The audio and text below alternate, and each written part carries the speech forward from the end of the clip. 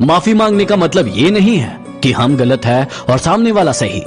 माफी का असली अर्थ है कि हम में रिश्ते निभाने की काबिलियत उनसे कहीं गुना ज्यादा है। कदर तो उसे कहते हैं जो किसी की मौजूदगी में होती है।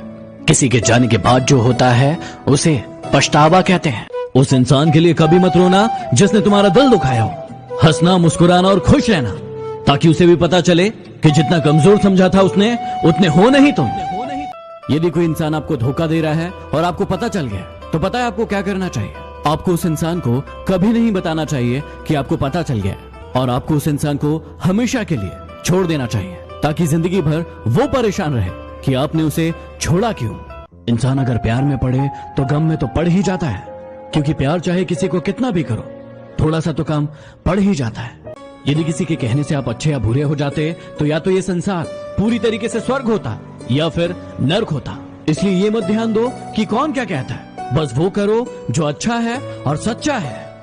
इन 3 चीजों के कारण आपकी जिंदगी बर्बाद हो सकती है, इसलिए इनसे बच के रहना।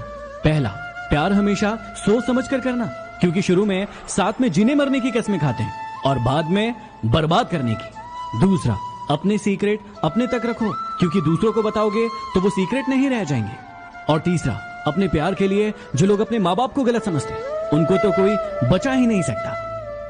यदि जिस्म पाना मोहब्बत है तो हमको कभी मोहब्बत हुई ही नहीं, और यदि आपको ऐसा लगता है तो आपको हमसे कभी मोहब्बत हुई ही नहीं।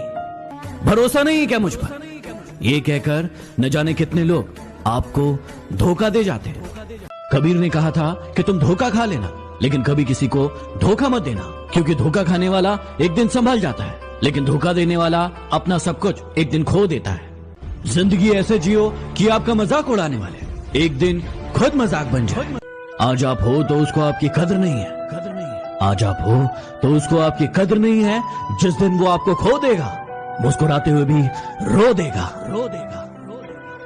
लॉकडाउन में यदि किसी से दिन भर बातें हो रही है तो ये बिल्कुल मत समझना कि उसको आपसे प्यार हो गया है। असल में बात यह है कि वो फुर्सत में है। बात को समझिए जरा।